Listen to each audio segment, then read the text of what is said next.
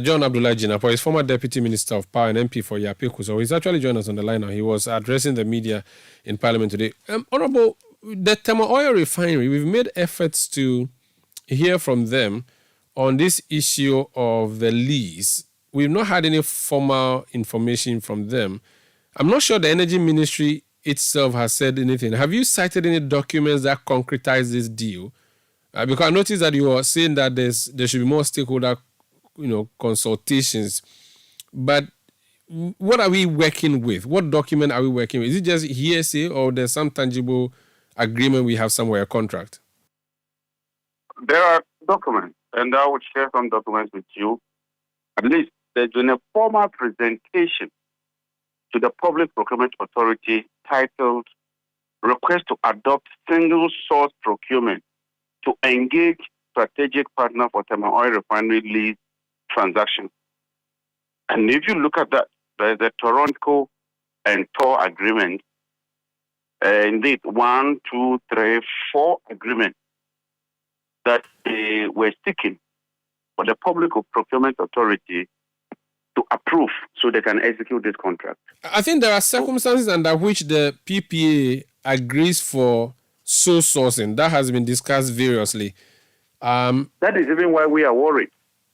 So it means that there are other bidders, but TOR is interested in choosing one, and their reasoning is what? Because we're told that this company is less than a year old?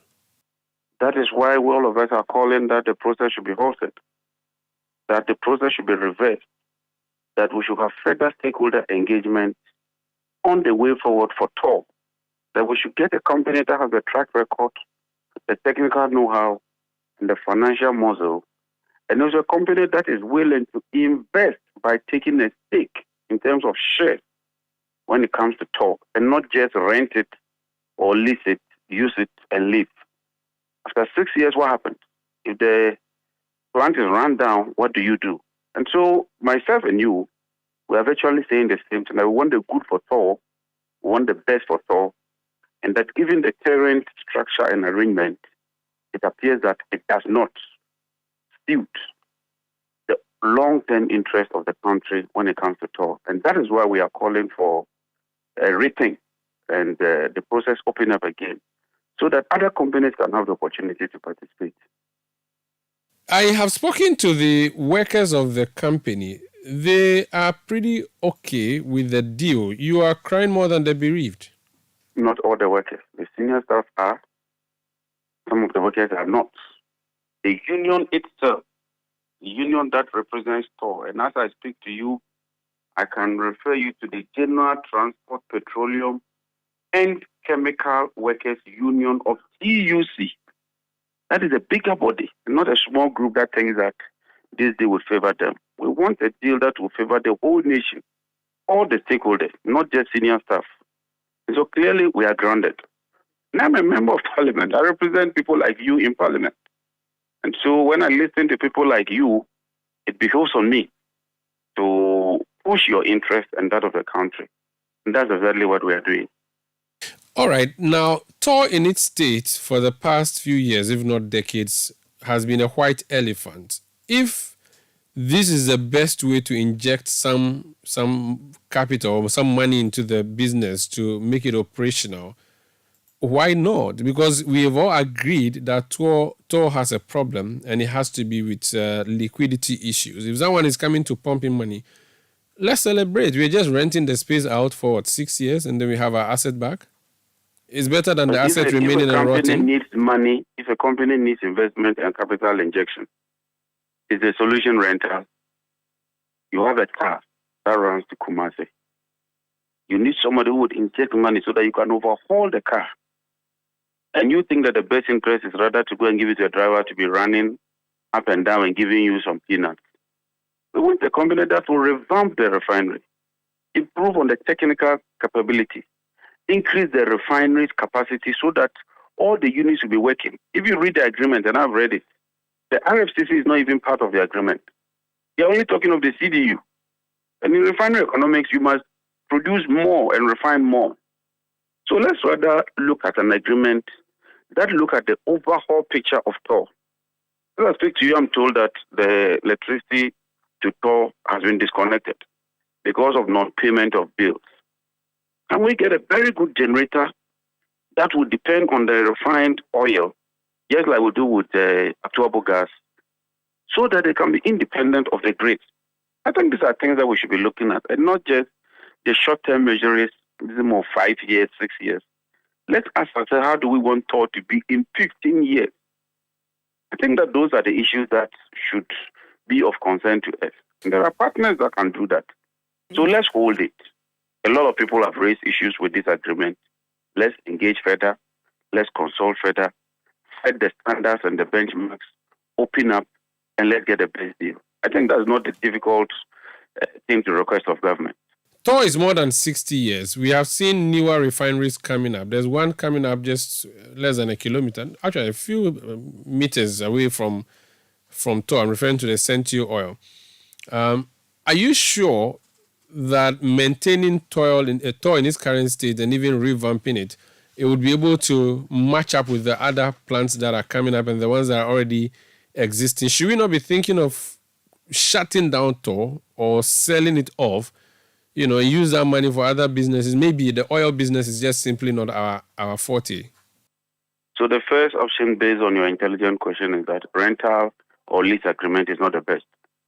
Because listening to your question, you yourself underscore the fact that you might think of doing something completely new because the refinery, in your opinion, may be old. So why don't we see if we can get a partnership that can bring in some new equipment? Because the land, the tanks, other equipment are very, very good. Maybe it is the CDU that is quite archaic and old, and you want a very complex, new, proper refinery that can break down petroleum products into high-end petroleum finished products. So let's do that. So clearly, based on what we are discussing today, we are all virtually agreeing that just renting the equipment is not the solution, and that we should rather think of something innovative that can bring the refinery back to speed. I hold the view that you can bring the refinery back to speed. You can bring it up to a modern standard refinery, just that you need some capital to change some level of equipment there so that the refinery can work. It's strategically located. The location is very good. It has a jetty. It has tank farms. It has so many assets. And so if you can focus on the refinery proper, the main principal refinery, I'm sure that we can make some progress. I do not think this agreement falls under international agreements that would need to be brought to Parliament, which means that TOR can do this at its own level. At what point can you arrest the deal if you wish to arrest it? Parliament has oversight responsibility. If we are concerned about something, committee can probe into the matter. And Parliament can activate its powers and direct the minister that he should ensure that that is stopped. In addition to that, we passed the PPA law. I'm not talking of the public procurement. I'm talking of the Public-Private Partnership Act. And I think that's even where the PPA pulled the brakes. So there are legal issues that ought to be taken into consideration. But more importantly, in the spirit of transparency, accountability, and ensuring that there's value for money and that the right thing is done, well, don't you think that at least TOR should have even consulted the Mines and Energy Committee, that this is where we are going, this is where we want to take the refinery, this is the company we've selected, this is their track record. In fact, some of the doubts could have even been cleared at the committee level. But when you do this on the quiet, and our informants at TOR have had to pull some documents and submit to those of us on the Mines and Energy Committee, it's not the best. Let's face it, it's not the best. Which of the options are you going to exercise to prevent the deal from going through if you have so much issue or you have issues with the deal? All the cards are on the table. All the cards. We'll evaluate all of them. We've advised government. We want to see what will happen by close of next week. If by next week we do not have a favorable response, we shall activate some processes, both parliamentary and other legal and constitutional elements, to ensure that the right thing is done. Thank you for speaking to us, sir.